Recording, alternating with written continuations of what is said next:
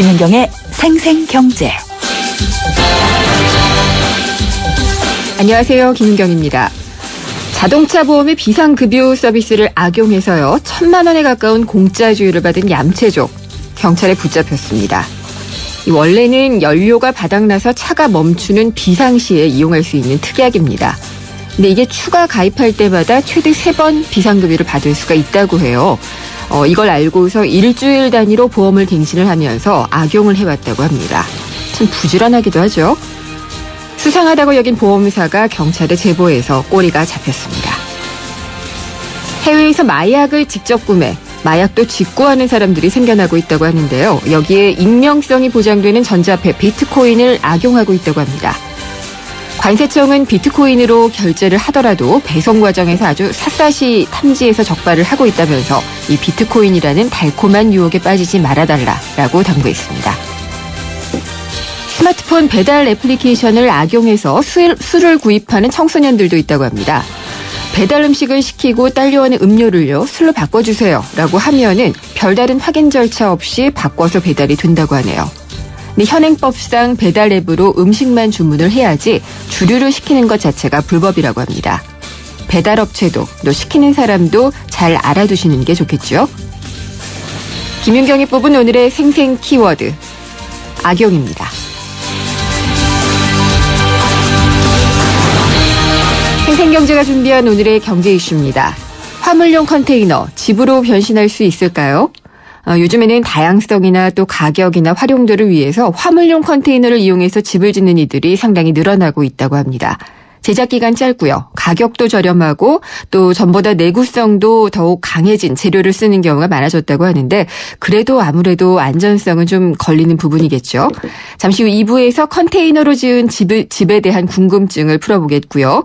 3부에서는 산업 스파이 문제를 짚어보겠습니다. 오늘도 한 자동차 회사의 내부 자료를 빼돌렸다는 혐의로 전 임원이 기소가 됐는데 기업 간의 기술 유출뿐만이 아니라요. 국내 기술이 중국이나 이런 해외 기업에 유출되는 것이 계속 문제가 되고 있습니다. 그래서 국회에서는 산업 스파이도 간첩이다라고 해서 간첩죄로 처벌하자 이런 지금 법 개정이 논의가 되고 있다고도 하는데 3부에서 이 문제 자세히 짚어보겠습니다. 김윤경의 생생경제 1부 시작합니다. 엄마 아빠 동생도 사무실도 학교도 나눌수록 착한 마음 전해져요. 모두와 함께 나눌 땐 비타오백이지. 카페인은 한 방울도 없잖아. 착한 드링크 비타오백.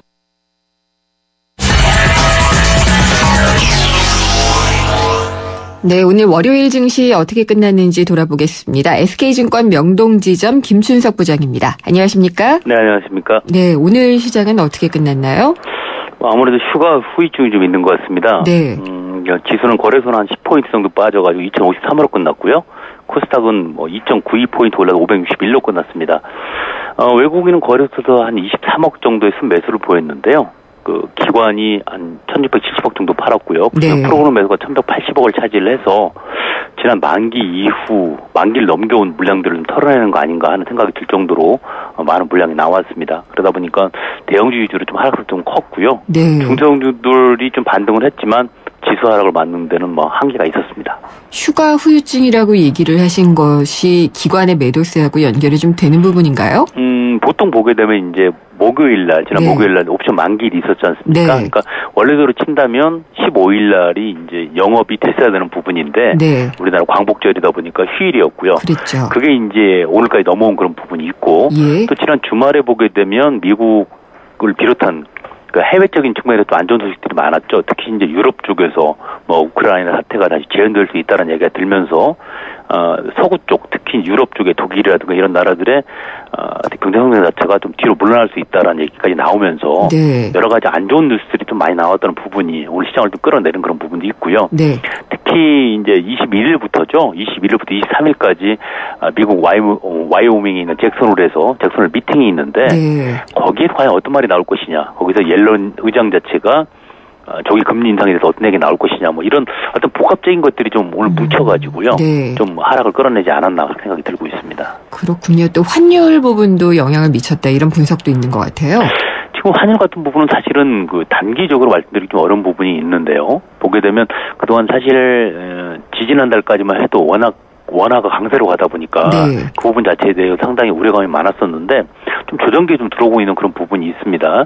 그러다 보니까 그 부분에 대해서는 지금 어느 한쪽으로 치우친 해석을 내놓기 좀 어렵지 않느냐 싶습니다. 네. 단지 이제 오늘 주가가 특히 수출적 관련은 좀 빠지다 보니까 다시 그런 얘기 나오는 것 같은데 아직 그 부분에 대한 명확한 뭐라고 말씀드리기 좀 어려운 부분이 아닌가 그런 생각을 합니다. 그러면은 뭐 한국은행 금융통화위원회가 지난주 목요일에 있었잖아요. 네. 그때 이제 추가 금리 인하는 없을 것이다. 뭐 이런 얘기들이 좀 나오면서 이게 환율에 영향을 미쳤다. 이런 얘기들이 있는데 이렇게 보기에는 아직은 좀 이르다. 혹은 뭐 그러니까 그 발언 자체를 좀 해석하기 나름인데요. 네. 보게 되면 이주열 하는 총재가 금리 인하가 끝나고 금리 인하를 발표가 난 이후에 기자간담회에서 네. 얘기하기를 여러 가지 경기 지표를 종합해서 판단하겠다라고 얘기를 했거든요. 네. 그 얘기는 어떻게 보면 원론적인 얘기입니다. 그렇죠. 그러니까 향후에 경기가 좋아지면 뭐 당연히 금리 인하도 가능하겠지만 그 경기가 계속 안 좋아진다고 친다면 할 수는 없는 부분 아니겠습니까? 그래서 그런 부분 자체들을 따져보게 되면 너무 원론적인 얘기를 했는데 네. 시장에서 돌아간 얘기를 보다 보면 그 해외적인 부분들 특히 이제 미국의 금리 인상 시기에 촉각을 곤두세우고 이러고 있는 상황에서 과연 우리나라가 추가적으로 금리 인하할 수 있겠느냐라는 예. 어떤 그런 얘기들이 나오고 있는 부분이죠. 그래서 이주열 총재의 발언 자체도 뭐 아니다, 맞다라고 판단하기엔 조금 애매하지 않느냐 하는 게 개인적인 생각입니다. 네. 오늘 그러면은 뭐 대형주들은 좀 많이 빠졌고요. 네, 수출주도 그렇습니다. 좀 빠지고 그 밖에 좀 눈에 띄는 업종이나 뭐 종목 같은 게 좀 있었나요? 오늘 많이 오르고 통신주들이 좀 많이 올랐습니다. 통신주요? 예, SK텔레콤이라든가 뭐 KT라든가 이런 쪽이 많이 올라갔는데 이런 쪽은 아무리 봐도 이제 배당 관련된 뉴스도 있을 것 같고요. 예. 여러 가지 그다음에 이제 이 통신주들이 그동안에 해왔던 부분들에 있어가지고 좀 벗어나는 부분들, 그러니까 좀 업종 다각화라고 표현할 수도 있겠는데요. 모바일 결제라든가 이런 쪽에 진출한다. 라는 얘기가 나오면서 오늘 다들 약한데 통신주들은 좀 강한 모습을 보여가지고 좀 이채로운 모습을 보이긴 했습니다. 네. 코스닥 쪽에서는 어떤가요?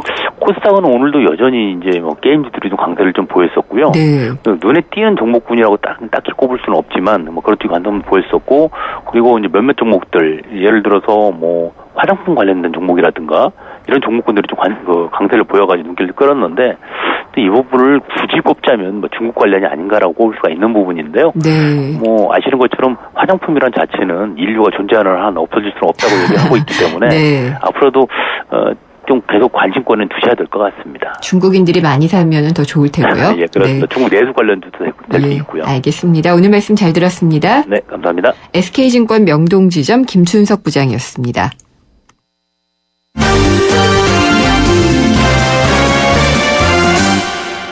오늘의 주요 경제 뉴스 정리해 보겠습니다. 한국일보 이성철 부국장입니다. 안녕하십니까? 안녕하세요. 불황인데도 뭐 계속 써야지 되는 비용이라고 봐야지 될까요? 기업의 접대비는 늘어났다고 하네요. 네, 국세청이 새누리당 박명재 의원한테 제출한 자료를 보면은요, 기업의 접대비 지출 신고액이 2008년에 7조 500억 원, 또 2010년에는 7조 6천억 원, 2012년에는 8조 7천억 원. 네.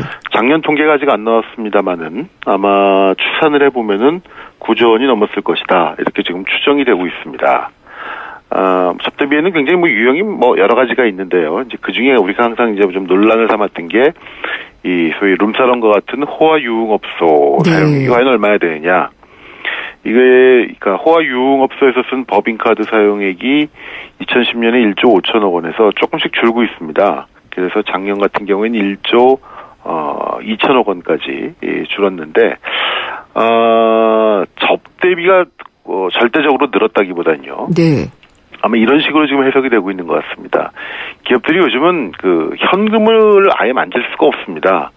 예전에는 뭐 현찰로 무슨 기밀비다 뭐 이렇게 음성적으로 이렇게 현찰을 만들어 가지고 그걸 가지고 쓰기도 하고 그랬는데 지금은 사실은 뭐 정말 100원짜리 1000원짜리 하나까지 모든 이 지출은 그 신용카드로 쓰게 돼 있거든요. 그러니까 네. 투명화 차원에서. 그러니까 과거에 현금으로 쓰던 거를 신용카드로 이제 돌리다 보니까 다소는 좀 늘어난 것처럼 보이는 측면이 있고 그럼에도 불구하고 이런 룸사롱이라든가 이런 데 접대비 지출액이 법인카드로 하는 것이 줄어들고 있다는 것은 기업들의 어쨌든 이 호화 또 퇴폐 또 이 향성 접대 관행이 어느 정도는 그래도 많이 해소가 되고 있다. 그렇게 평가를 할 수 있는 부분이라고 할 수 있겠습니다. 네. 근데 또 일부 기사에 보니까 네. 이 법인카드를 룸사롱에서 쓰는 것은 줄어들고 있는데 네. 이 고급 한정식 집이라고 해야지 되나요? 요정 같은 데 네. 쓰는 건 좀 늘어났다 뭐 이런 얘기도 있더라고요. 그렇죠. 근데 이제 우리가 이제 가장 소위 그 음성적이고 네. 뭐랄까요, 좀 대표적인 걸로 얘기했던 부분들이 무슨 호화 유흥 주점이라든가 이런 데인데 네. 그런 것들은 많이 어쨌든 줄고 있다고 하니까 지금 아마 그 접대비 한도가 다 책정이 돼 있고 일정 부분 이상 같은 경우는 그것을 손빈정을 받을 수가 없는 부분들도 있고요. 네. 그렇기 때문에 여러 가지 제약이 많은 것 같습니다. 특히 공공기관 같은 경우는 뭐 골프장이라든가 유흥업소에서는 아예 그 결제가 되지 않는 그린카드. 네, 클린카드인가요? 예, 클린카드인가요? 네. 그거를 아마 운영하고 있는데 물론 그걸 피해서 하는 방법은 또 다 있다고 그러더라고요. 네. 네. 어쨌든 많이 뭐 변화하고 있는 건 맞는 것 같습니다. 예, 뭐 법인카드 쓰는 게 좀 양성화가 되고 있다라는 측면에서는 이런 것들을 좀 긍정적으로 봐도 괜찮을 것 같기도 하고요. 네. 네. 그리고 시중은행들 같은 경우에는 이 낡은 관행이라고 할 수 있죠. 담보나 보증을 요구하는 것, 이것들 좀 여전하다 이런 네. 얘기가 있어요. 시중은행들이 중소기업 대출을 취급을 하면서 담보나 보증을 요구하는 이른바 낡은 관행들이 여전히 개선되지 않고 있다 이런 지적이 나왔습니다. 국회 정무위원회 소속 김기준 의원이 금융감독원에서 제출받은 이 중소기업 대출 관련 자료를 보면은요, 담보대출 비중이 지속적으로 높아지고 신용대출 비중이 감소한다. 네. 이게 좀 거꾸로 돼야 되는 것 같은데 오히려 지금 이게 좀 반대가 되고 있는 것 같습니다. 지난 5년 동안 시중은행의 평균 담보대출 비율을 보면은 대구은행이 65.5%로 가장 높았고요. 경남은행이 65.1%로 다음으로 높았고, 그 다음에 스탠다드 차터드은행이 62.9%, KB국민은행이 62.8%. 주목할 거는 이 지방은행, 대구은행, 네. 경남은행이 이 담보대출 비율이 제일 높다는 건데, 아마 이제 그런 건 있을 겁니다. 이 지방은행에 있다 보니까 이제 아무래도 그 지역에 있는 중소기업들 대출이 많을 텐데, 아무래도 중소기업들 같은 경우는 물론 이론적으로 본다면 장래성과 기술력과 유망성 이런 걸 보고 대출을 해줘야 되겠습니다만 현실에서는 이제 그런 것들은 사실은 이 계량화하기 힘든 부분 아니겠습니까? 네. 그러다 보니까 이제 자꾸 담보를 요구하는 그런 관행들이 남아 있고 그러다 보니까 지방은행들의 담보대출 비율이 높게 나타나는 건 이런 뭐 당연한 부분이긴 한데요. 그럼에도 불구하고 어쨌든 은행들이 이 신용평가 능력을 개발하고 그래서 담보대출 비중은 자꾸 줄여야 되는데 거꾸로 가고 있다는 건 상당히 어쨌든 유감스러운 대목이 아닌가 싶고요. 네. 개인들도 마찬가지입니다. 사실 요즘 은행 대출 보면은 신용대출보다도 주택담보대출이 거의 주가 되지 않았습니까? 그렇죠.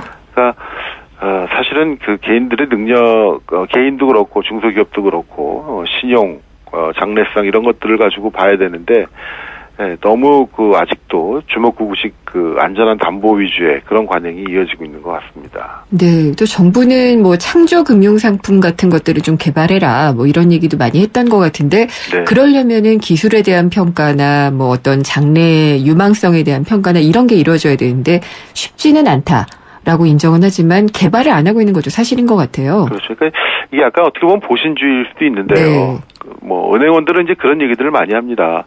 우리도 담보대출, 그러니까 신용 보고 평가 이 장래성 같은 거 보고 하고 싶지만 그래서 만약에 하나 사고가 나면은 그 책임은 또 은행 내에서는 또 은행원이 네. 져야 되니까 부실이 생기고 그러면 그렇게 돼야 되니까 그럴 바에야 그냥 안전하게 가자 이런 건데 사실 이거는 정부도 그렇지만 무엇보다 이제 네. 경영진의 의지가 굉장히 좀 중요합니다. 적법하게 이루어진 대출이라면 설령 그것이 좀 부실화가 되더라도 그걸 문제 삼지 말아야 되겠죠, 사실은.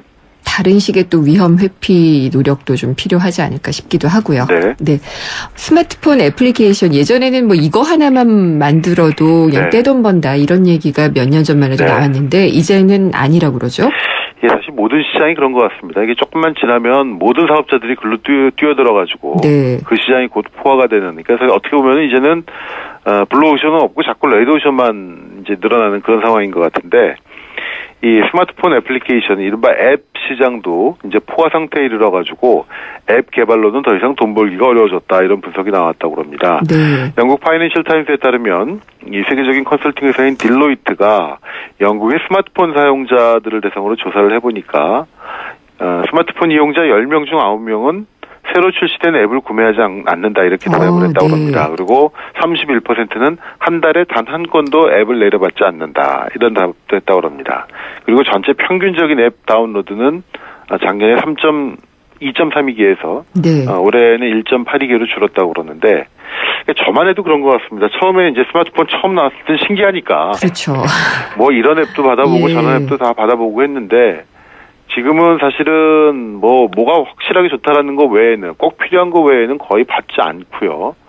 또 좀 보려고 이 앱 장터죠. 네. 그런데 들어가 봐도 하도 비슷한 게 많아가지고 차별점을 잘 모르겠어요. 네, 뭐가 좋은지 아닌지 잘 모르겠고, 그러니까 스마트폰도 이게 처음 나올 때보다는 이제 익숙해져서 그럴까요? 아무튼 신선도가 좀 떨어지는 것 같고, 특히 이 IT 시장 이쪽은요, 소비자들의 피로도가 워낙 높고 빠르기 때문에 빨리빨리 새로운 무언가 획기적인 걸 내놓지 않으면 이 시장은 금방 포화가 돼버리고 죽고 그렇습니다. 네.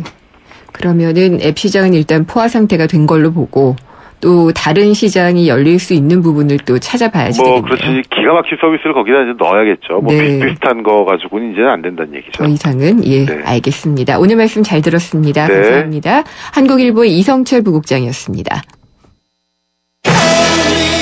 3385님이 보내주셨네요. 히어로빠, 카스라이트 모델이잖아요.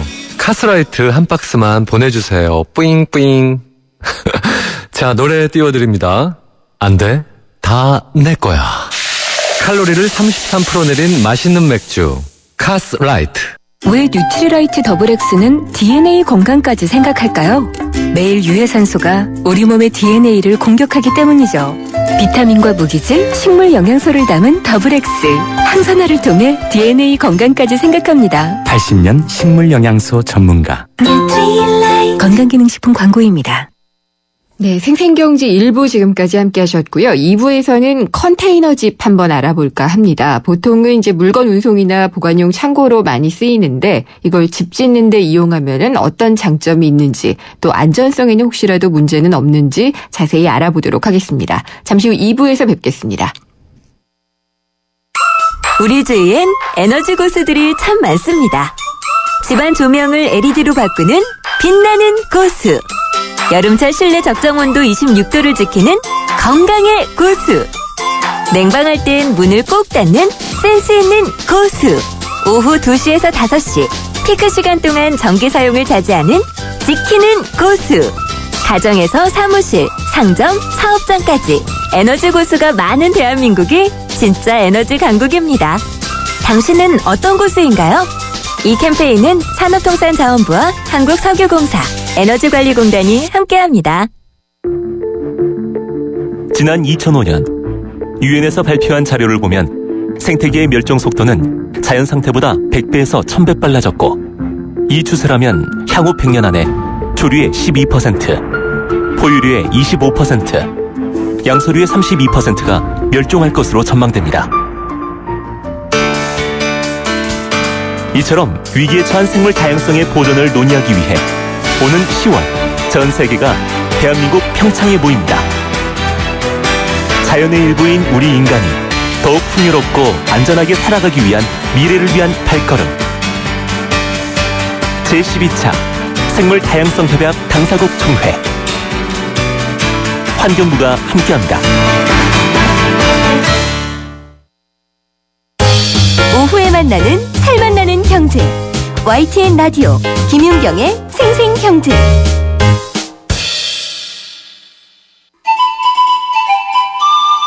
어머나, 진짜 경제는 장바구니 안에 있지.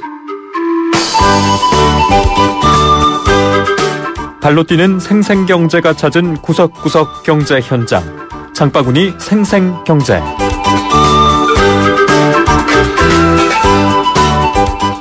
온도 차이 때문에 가을에 나올 전어가 온도 상승 때문에 좀 일찍 나왔어요. 그래서 전어가 빨리 나오는 덕에 일찍 나오는 결과로 사람들이 많이 찾는 거예요. 매년보다 빨리 찾는 편이에요. 네, 많이 찾습니다. 전어들. 대부분 여름 전어는 회 위주로 드시는데 회 아니면 구이, 칼슘이 많기 때문에 골다공증에 많이 먹는 거죠.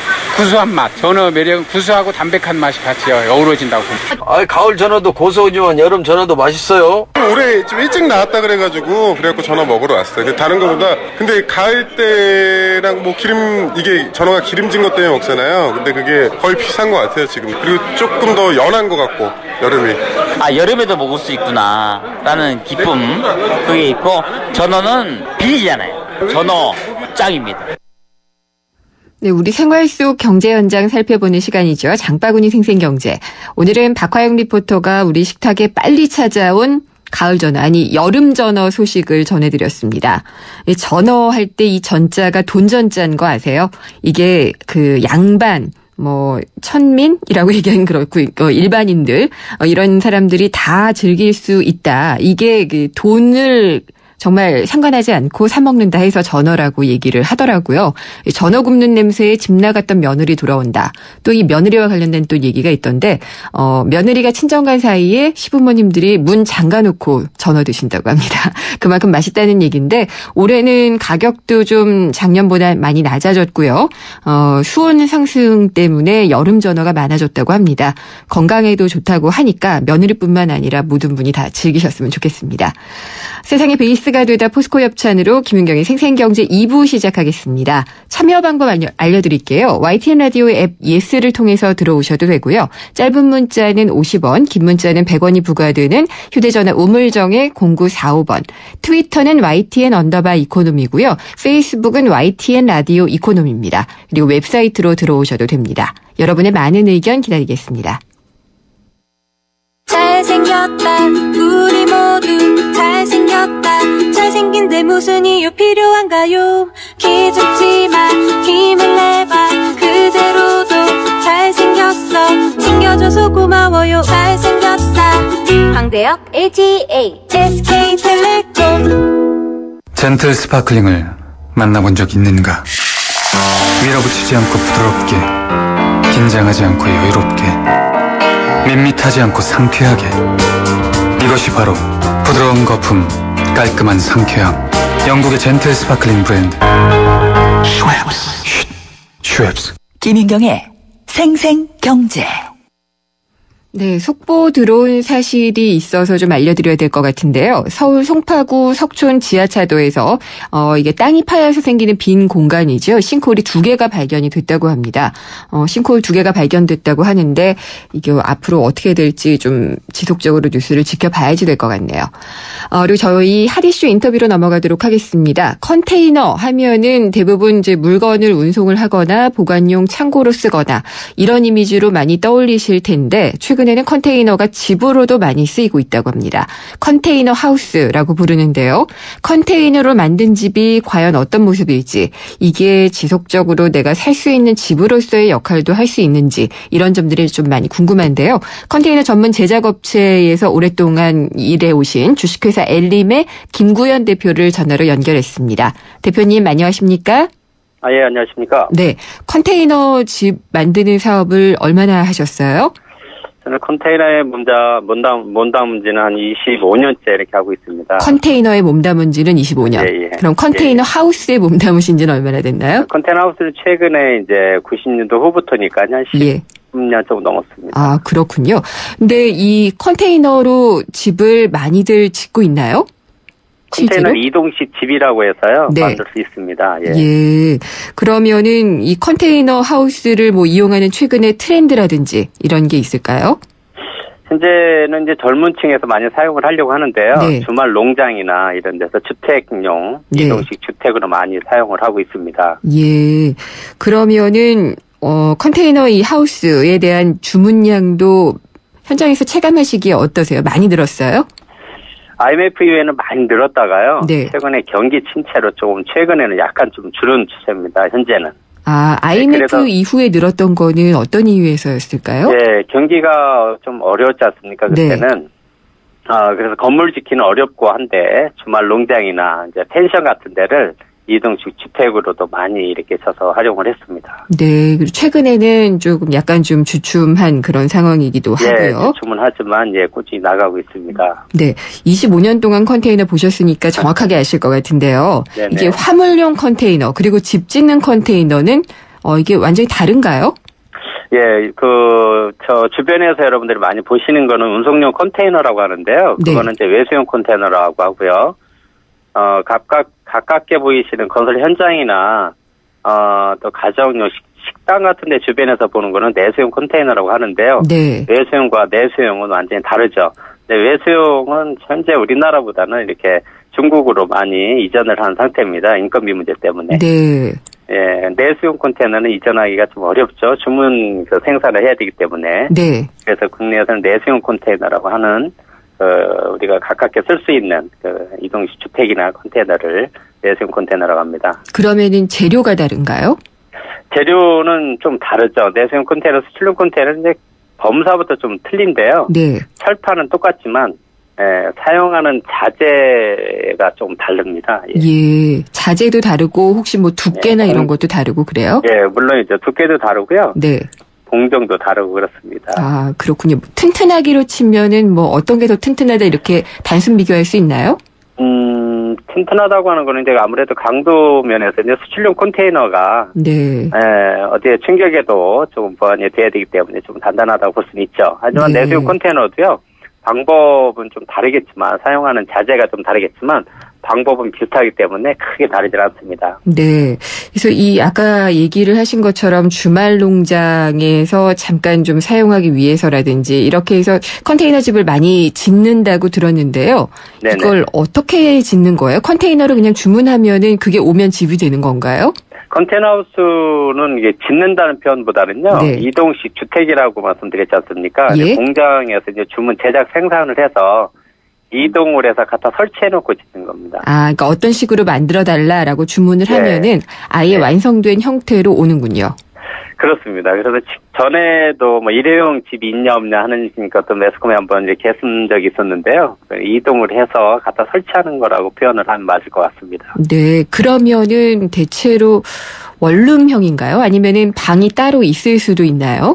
아, 그거는 이제 주문형에 따라서 이제 다른데요. 원룸형이 가장 보편적이지만은 세대수에 따라서 여러 방을 만들 수 있습니다. 그렇군요. 그러면은 이게 지금 그러니까 평방미터로 얘기를 하게 되는 것 같은데 대체로 네네. 어느 정도의 면적이 많은지도 궁금하네요. 평방미터 죄송합니다. 5평으로 말씀드리는 거죠. 5평이 가장 많고요. 네. 그 다음에 이제 8평, 10평, 이렇게 3가지 종류가 가장 많이 이렇게 판매가 되고 있습니다. 그렇군요. 그러면 혹시 이게, 2층, 3층 이렇게 그냥 올릴 수도 있어요? 예, 가능합니다. 이것도 말씀드린 대로 기초가 컨테이너부터 시작되는 거기 때문에. 네. 2층, 3층은 이제 운송이 안 되지 않습니까? 네. 그래서 현장에 가서 1층씩 운송을 해 가서 설치한 다음에 마감을 하는 겁니다. 그래서 1층, 2층 이렇게 충분히 가능합니다. 근데 이제 걱정이 되는 것은 이게 실제로 견고한가, 안전한가의 그런 의문이 들면서 2층, 3층으로 올리게 되면 아무래도 약간 좀 불안하지 않을까 이런 생각이 들기는 해요. 물론 어떤가요? 그렇긴 하죠. 네. 근데 이제 컨테이너 구조가 기둥마다 이제 포스트라고 하는 기둥마다 4곳이 가장 안전한 게 튼튼하게 가장 두꺼운 걸 사용을 해서 하기 때문에요. 절대 안전합니다. 아, 그렇군요. 예. 뭐 바람에 흔들리거나 뭐 막 폭풍우가 치거나 이러면 그런 것들에 대한 안전성도 좀 갖춰져 있다라고 얘기할 수 있나요? 예, 그렇습니다. 네.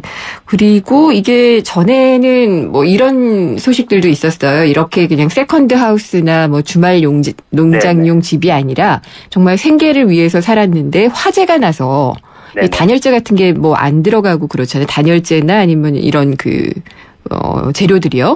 안 들어가서 화재에도 취약하다 뭐 이런 얘기도 들었던 것 같아요. 단열재 문제는 아니고요. 네. 제가 가장 안타까운 게 이제 컨테이너에서는 화재가 가장 이렇게 좀 매스컴에 오르내린 건데 네. 그 컨테이너에 설치된 콘센트대로만 사용을 한다면 절대 안전합니다. 네. 근데 콘센트 이상으로 문어발식 컨테이너 있지 않습니까? 콘센트 있지 않습니까? 아, 이어서 막 쓰는 거요? 예. 네. 그런 것 때문에 과열이 돼서 이렇게 좀 화재 발생이 많습니다. 거의 한 90% 이상이 그런 문제입니다. 누전되는 문제나 뭐 이런 거군요.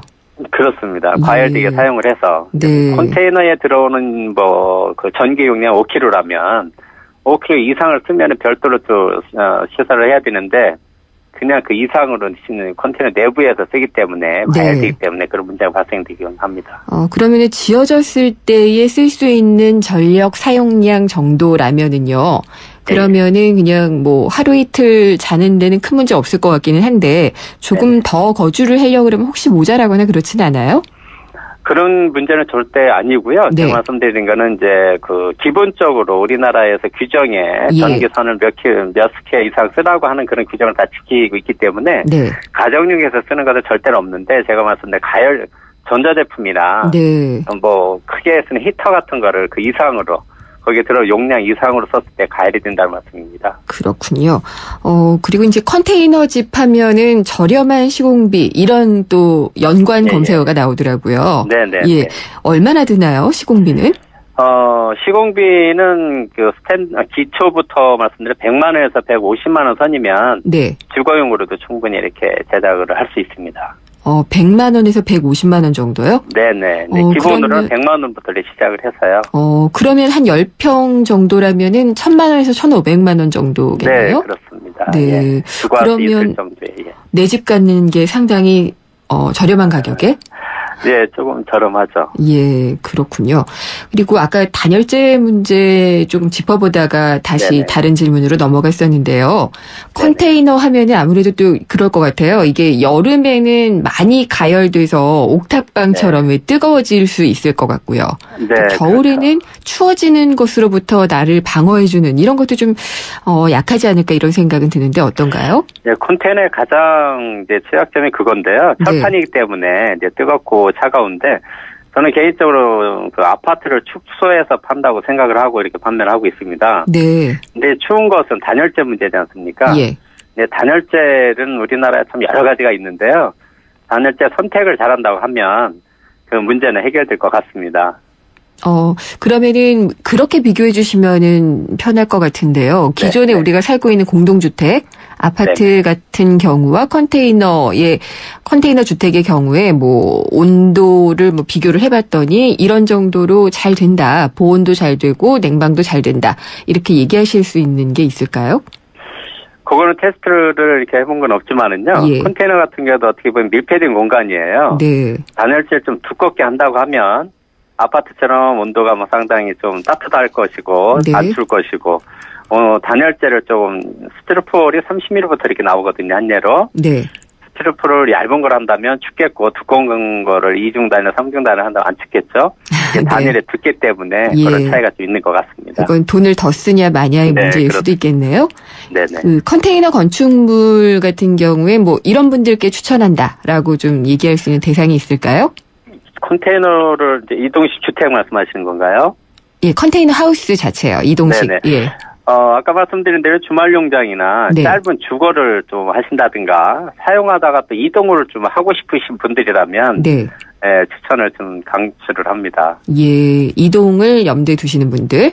네네. 예, 그리고 문자로 문의가 좀 들어왔는데요. 7514님 같은 경우에 아까 이제 그 컨테이너 하우스 2층, 3층 올릴 수 있다고 했잖아요. 예. 몇 층까지 최대 올릴 수 있는지를 물어보셨어요. 3층까지가 좀 가능하고요. 그 이상으로 하게 되면 외부에다가 뭐 이렇게 다른 보조 그 자재를 좀 대야 되겠죠. 아, 그렇군요. 네네. 그리고 모듈러 하우스라고 하는 것과 컨테이너 하우스가 차이가 있는지도 물어보셨어요. 큰 차이는 없는데요. 말 그대로 모듈러 하우스는 공장 생산에서 나가서 이제 설치를 하는 건데요. 설치 방법이 좀 다릅니다. 모듈러 하우스는 이제 아파트처럼 모든 뼈대를 만들어 놓고 거기다 다 이렇게 집어넣어서 맞춤형으로 이렇게 진다고 보시면 되죠. 예. 근데 이거는 말 그대로 그냥 기둥이 없이 컨테이너 이동식 주택을 갖다가 그냥 놓고 설치를 하는 거고요. 예, 짧게 하나만 더 여쭤볼게요. 3892님 질문인데 컨테이너 하우스에서 살다가 피치 못해서 이사를 가야 되거나 할 때에 이걸 버릴 수 있는 건지 후처리를 어떻게 되는지 궁금하다고 하셨어요. 이 컨테이너의 장점, 사용하시는 분들의 장점은 이걸 중고로 다시 매각을 할 수 있다는 장점이 있습니다. 컨테이너 업체에다 문의만 하시면 뭐 저희 같은 경우에도 직접 방문을 해서 그 금액을 이제 책정을 해서 거기서 중고로도 저희가 사보기도 합니다. 매입을 해오기도 합니다. 역시 처리도 쉽군요. 네, 그렇습니다. 예, 말씀 잘 들었습니다. 감사합니다. 너무 고맙습니다. 네, 컨테이너 하우스에 대해서 주식회사 엘림의 김구현 대표와 얘기 나눠봤습니다.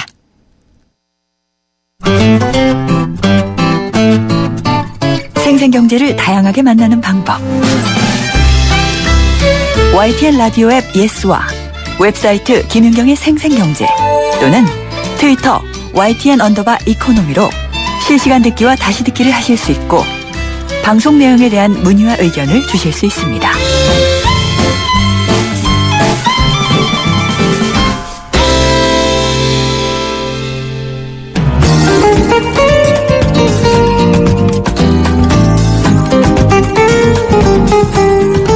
전 세계의 경제 이슈를 짚어보는 글로벌 경제 이슈 시간입니다. 연합인포맥스 이정원 부장 연결돼 있습니다. 안녕하십니까? 네, 안녕하십니까? 네, 우리나라는 지난주에 기준금리를 인하를 했는데요. 네네. 미국 같은 경우에는 이제 뭐 양적 완화도 점점 줄이고 금리 올릴 수도 있다 이런 얘기가 나오는데 국채 수익률은 또 점점 하락을 하고 있더라고요. 예, 뭐 미국이랑 독일 요즘에 지난주부터 계속 그 금리가 내려가고 있는데 지금 말씀하신 그 금리는 기준금리, 그러니까 정부나 중앙은행이 정하는 금리고 지금 제가 말씀드리는 금리는 시장에서 움직이는 그 금리인데 미국이랑 독일이 지금 최근 금리가 하락하고 있고 특히 독일 같은 경우에 10년물 금리가 1% 아래로 내려갔습니다. 예. 그래서 이게 0%대로 이제 진입을 한 건데 사상 최초의 일이고요. 이런 게 이제 어떤 의미가 있냐면 유럽 같은 경우에는 지금 디플레이션 우려가 크다고 하고 있고 또 우크라이나 러시아 사태 이 어떤 정치적인 변수가 경제 제재, 경제적인 변수로 넘어가면서 유럽 경제 전체에 타격을 줄 수 있다. 그래서 이 디플레이션 우려와 그 지정학적 우려 이 두 가지 때문에 유럽 경제가 지금 타격을 받고 있다는 건데 그래서 경기가 나빠지면 그러니까 독일 경제도 나빠지고 프랑스, 유럽 전체적으로 이 성장률이 계속 떨어지고 있습니다. 지난주에 유로존 성장률이 나왔는데 제로 성장에 그쳤고요. 그리고 독일 같은 경우에 이제 2분기에 마이너스 0.2%. 그러니까 이제 경제 볼륨, 그러니까 경제 규모가 작아진 거고 프랑스도 0.0% 제로 성장을 하고 있는데 이렇게 각 나라의 그 경제 성장률이 좀 저조해지고 있기 때문에 금리가 이제 내려가는 거고 이게 이제 그 외신이나 유럽의 전문가들이 얘기하는 게 유럽도 이제 일본 같은 장기 불황에 빠질 수 있다. 그래서 일본 같은 경우에 10년물 금리가 0.5% 지금 수준인데 이게 1990년대 이후에 계속 그 1%를 거의 넘지 못하고 있습니다. 2000년대 중반에 한번 잠깐 넘겼었는데 그 이후에 다시 1% 밑으로 내려갔고 그 1%가 갖는 의미가 상당히 크다고 볼 수 있는데 독일 그 금리가 지금 10년물짜리가 1% 무너졌다고 하는 게 결국은 일본을 뒤따라가는 것 아니냐 그런 좀 걱정이 좀 나오고 있고 미국 국채 수익률 같은 경우에 얼마나 되죠 지금? 지금 주말 기준으로 2.3%까지 떨어졌는데요. 아직 그 독일이나 일본까지 초저금리를 걱정할 그런 단계는 아니지만 미국 같은 경우에도 올해 초반에는 10년물짜리가 3% 넘겨서 좀 금리가 오를 거라고 봤었는데 거꾸로 지금 금리가 내려가고 있고 그 전에 이 거래됐던 어떤 그 박스권을 좀 하향 이탈하는 그런 상황이기 때문에 전 세계적 특히 이제 미국, 독일, 일본 그 선진국들이 다시 불황에 빠지는 거 아니냐. 결국 이렇게 되면 세계 경제 왜냐하면 그 이머징 마켓들이 선진국에 수출을 해서 먹고 사는 그런 경제 구조인데 선진국들이 이렇게 불황에 빠지면 세계 경제 전체적으로 악영향이 있을 수 있다. 그런 걱정이 좀 있습니다. 그러니까 거시경제의 어떤 그 전망을 어둡게 보는 게 이런 선진국 국채 같은 안전자산에 돈이 몰리는 걸로 우리가 해석을 하면 되겠군요. 예, 그렇습니다. 네. 미국 국채 수익률도 상당히 많이 내려왔네요. 네. 걱정이 좀 되는 부분인데 21일인가요? 그 와이오밍주 휴양지 그 잭슨홀에서 회의가 열리잖아요. 네네. 각국의 뭐 중앙은행 관계자들이나 뭐 옐런 연준의장도 다 올 텐데 여기서는 뭐 어떤 얘기 나올 걸로 좀 예상이 되고 있나요? 일단 가장 관심이 있는 게 이제 금리죠. 그 옐런 연준의장 취임 이후에 계속 출구 전략을 쓰고 있고 이제 연준이 조기 금리 인상 가능성이 있다. 10월에 양적 완화 종료하고 나면 금리를 한 번이나 두 번쯤은 어떻게 올릴 텐데 과연 그 시기가 언제쯤 될 거냐. 이게 이제 시장의 가장 큰 관심사고 이번에 잭슨홀 회의에서 옐런이 이런 부분에 대해서 좀 힌트를 주지 않겠느냐. 그런 전망이 좀 있는데 과거의 잭슨홀 회의를 보면 그 버냉키 의장이 재임하던 시기에 양적 완화를 발표를 할 때 연준 통화정책 회의에서 발표를 한 게 아니라 이 잭슨홀 회의에서 발표를 했습니다. 두 번 이제 발표를 해서 어떻게 보면 이 회의가 전 세계적으로 영향을 주는 정책 발표의 장으로서 의미를 좀 가질 수도 있는데 특히 옐런 의장 같은 경우에는 취임한 이후에 처음으로 이 회의를 어떻게 보면 참석하게 되는 거고 뭐 부의장으로서는 여러 차례 참석을 했습니다만 의장 취임 이후에 첫 번째 회의이기 때문에 좀 그런 기대감들, 그러니까 새로운 정책을 좀 발표하지 않겠느냐 그런 기대감도 있는 게 사실인데 사실은 지금 전에도 말씀드렸습니다만 그 유럽 경제 사정이라든가 미국도 요즘 경제가 되는 것 같았었는데 노동시장이나 이런 부분들이 아직 좀 미진한 부분들이 있기 때문에 금리 인상을 좀 얘기하기보다는 기존에 좀 자신의 입장이었던 그 노동시장이 아직 회복이 되지 않았기 때문에 그 전까지는 경기 부양적인 기조, 저금리 기조를 좀 유지하는 그런 뉘앙스의 발언을 할 것으로 기대가 되고 있습니다. 그러니까 고용시장이나 그러니까 노동시장 얘기를 하면서 아직까지는 금리를 올리기엔 좀 무리다. 뭐 이런 뉘앙스를 풍길 수 있다는 그런 전망이네요. 예, 그렇습니다. 네, 잭슨홀 회의가 또 굉장히 주목이 되는 게 지금 인도 중앙은행 총재죠. 라구람 라잔이 여기서 아마 금융위기를 예견하는 발언을 해서 싸늘하게 만들었던 그런 곳이기도 했던 것 같아요. 네, 맞습니다. 그래서 여기 이제 각국 중앙은행 총재들도 많이 참석을 하고요.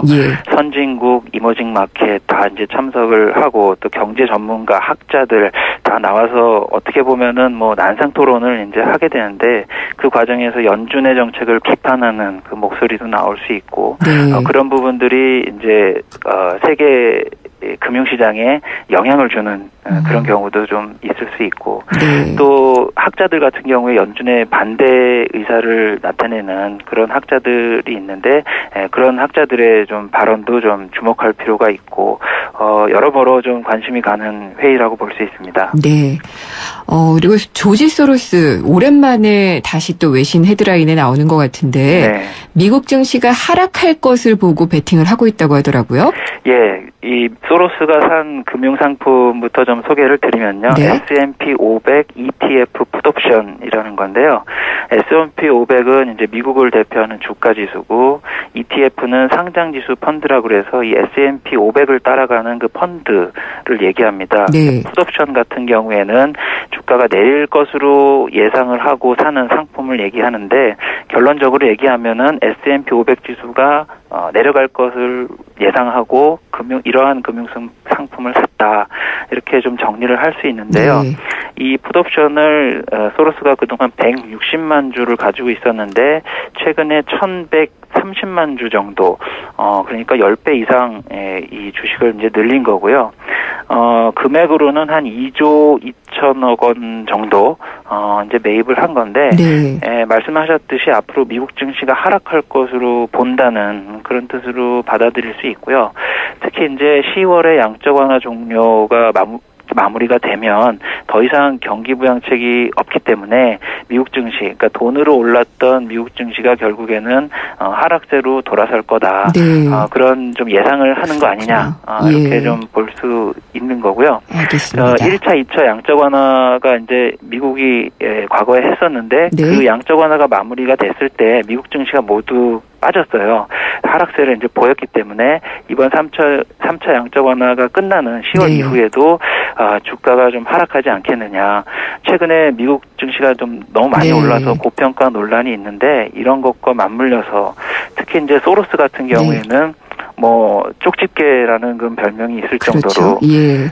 작년 재작년에 그 아베노믹스 관련해서 엔화 약세에 베팅했다가 뭐 1조 원 정도 네. 돈을 번 적도 있고 또 90년대에는 파운드화를 공격해서 영국 예. 정부로부터 항복을 받아낸 네네. 그런 전례가 있기 때문에 시장에서 비상한 관심을 보이고 있습니다. 네, 오늘 말씀 잘 들었습니다. 감사합니다. 예, 감사합니다. 글로벌 경제 이슈 연합인포맥스 이장훈 부장과 함께 알아봤습니다. 치열한 일상에 지쳤어요. 어떡하죠? 유유자적을 꿈꾸는 M3 타입이군요. 일상의 피로회복을 위해 하롱베이 317을 처방해드릴게요. 떠나세요. 당신의 타입에 맞는 베트남으로. 대한항공 베트남 4개 도시 운항. Excellence in flight. Korean Air. 효주 언니, 타이어 공기압이 뭐야? 효주 언니, 얼라이먼트가 뭐야? 언니, 타이어도 보험이 있어? 언니, 윈터 타이어로 바꾸면 쓰던 타이어는? 릴렉스. 그냥 마음까지 맡길 수 있는 T스테이션 가서 스마트 케어 받아봐. 알아서 다 해줘. 한국 타이어. T스테이션. 생생경제 3부에서는요, 산업 스파이에 대해서 알아보겠습니다. 뉴스 듣고 돌아오겠습니다.